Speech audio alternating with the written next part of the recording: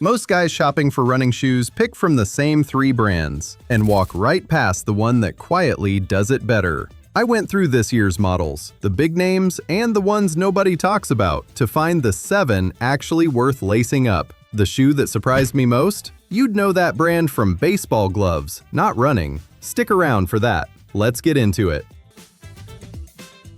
Number 7. Nike Air Zoom Pegasus 42. Walk into any store and there's a good chance someone points you straight at the Pegasus. It's the shoe everyone assumes is the safe first move. And honestly, it's not a bad shoe. It's just not the shoe it used to be. It's the latest version of Nike's long-running everyday trainer. The default a lot of guys never look past. You get Nike's Air Zoom cushioning underfoot, which is soft and perfectly pleasant for short, easy miles. And the breathable upper holds your foot well, runs true to size, and looks sharp enough to wear all day. But here's where it slips. It's heavier than nearly everything else here, and you feel it. The foam feels a step behind the newer stuff. Runners coming off the older Pegasus models keep saying it just doesn't move the way it should anymore. And a chunk of what you're paying is the name on the side, not the shoe under your foot. It's fine if you stick to short, easy runs or treadmill miles and love that familiar Nike feel. Want spring? Or want your money working hard? Keep watching. So it earns its spot, but barely. At $169, you're mostly paying for the swoosh and a comfortable, slightly dated ride. It's the one I'd talk you out of first. Number 6. Mizuno Neo Zen 2. Remember that surprise I promised? Here it is. Mizuno. If you know the name at all, it's probably from baseball gloves or golf clubs, not running shoes. Which is exactly why almost nobody has this one on their radar. Their loss. It's a lightweight, seriously cushioned daily trainer that does something most shoes here don't. The star is the rocker shape, that curved sole that rolls you forward. Owners describe it like a little springboard under the heel, and a few even mention clocking quicker times without trying. Underneath sits Mizuno's Enerzy NXT foam, which pulls off the rare trick of feeling soft and protective without feeling dead. And the knit upper wraps your foot like a sock and breathes well. It's not flawless. That snug collar is a real fight to pull your foot into the first few times, especially if your feet run wide. The laces are thin and come undone unless you double knot them. And it's a tall shoe, so owners say it takes a couple of runs to trust the height. This is for the runner who's bored of the same 3 brands and wants something that feels genuinely different. Skip it if you like a low, barely there ride. Here's the thing. At around $160, it quietly outrides shoes that cost more and get all the attention. The one nobody's talking about, and the one I'd lean over and tell a friend to try.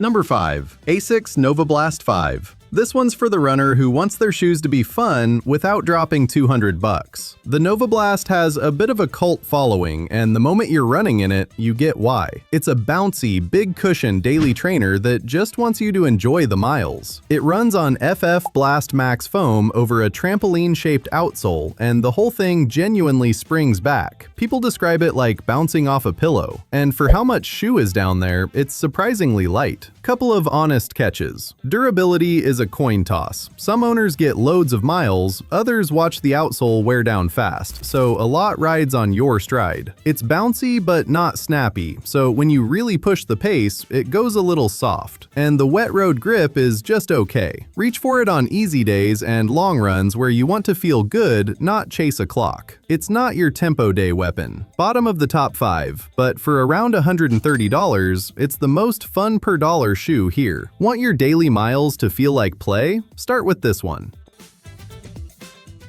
Number 4. Hoka Clifton 10.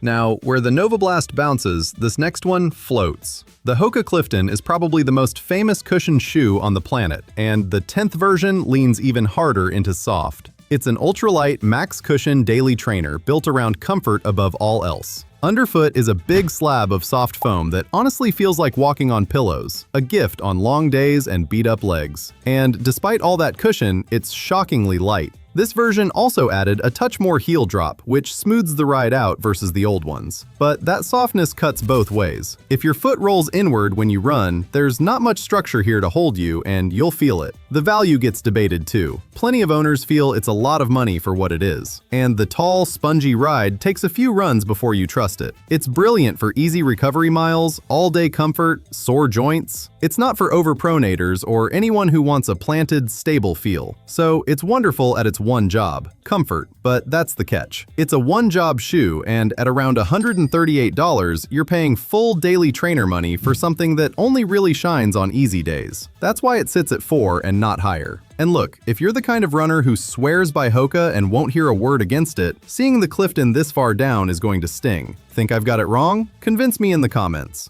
We're into the top 3 now, and this is where these shoes stop being merely good and start being genuinely hard to fault. If this is saving you from a $200 mistake, do me a favor and subscribe. Honest breakdowns with no fluff are the whole point of this channel. Alright, top 3. Number 3. Brooks Ghost 18.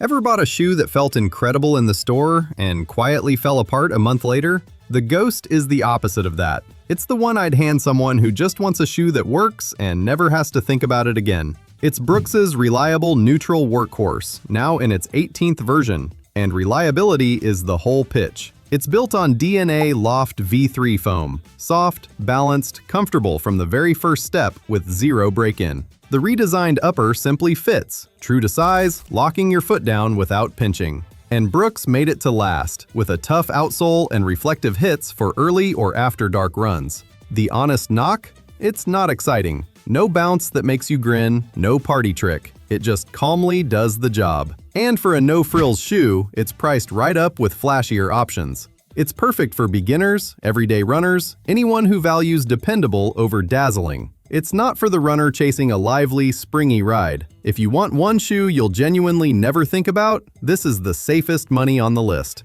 Been burned by a cheap pair before? Around $140, and this is the one that won't do it to you. Number 2. New Balance Fresh Foam X 1080 V15. This one's for the runner who lives for long, slow miles, where comfort beats absolutely everything. Because at the back half of a long run, when your feet are done and every step aches, this is the shoe built for that exact moment. It's New Balance's flagship plush daily trainer, and it's unapologetic about it. The big upgrade is the new Infineon foam, properly soft, the walking on a cloud kind. But here's the clever bit. It holds that fresh feeling longer instead of packing flat after a couple hundred miles, which is usually when a shoe starts to feel dead. There's a tall stack of it under the heel for long-run protection, and the soft knit upper comes in real width options, which matters more than people think. Now, the catches, and they're worth knowing. It runs narrow through the toes, and if you own the V14, this one fits noticeably different, longer and slimmer, so don't blind buy your old size. All that softness also means it's not a stable shoe. It wobbles a touch on a hard push, and a few owners feel the materials don't quite match the price. It's made for long, comfortable miles and runners who put plush over planted, not for overpronators or anyone who wants a firm, fast feel. Honestly, I went back and forth between this and the number 1 for the top spot. If you've put real miles on either, which actually held up for you? That genuinely helps the next person deciding. If comfort's the whole point and you'll happily pay for it, around $170 gets you the best pure comfort trainer here. Get the size right and it's a long-run dream. So which one actually takes the top spot? The shoe I'd buy with my own money? It's not the most cushioned here, and it's not the priciest. It's this. Number 1. Adidas Adizero Evo SL.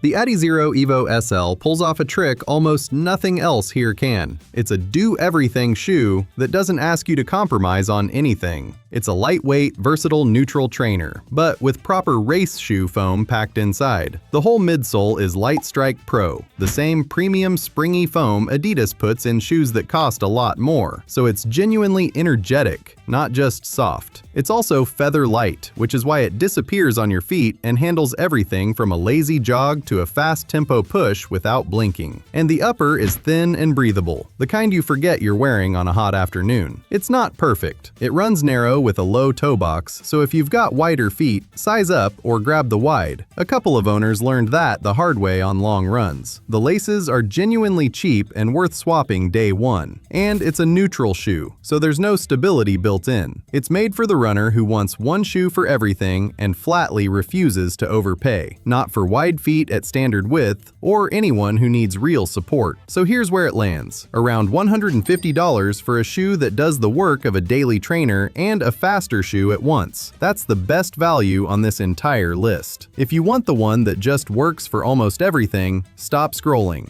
This is it. So that's the 7. From the famous one I'd skip, to the underdog that surprised me, to the all-rounder I'd actually buy. If you're putting 50, 60 miles a week on your shoes and you think I called one of these wrong, tell me. I'd rather be corrected than leave bad info sitting up here.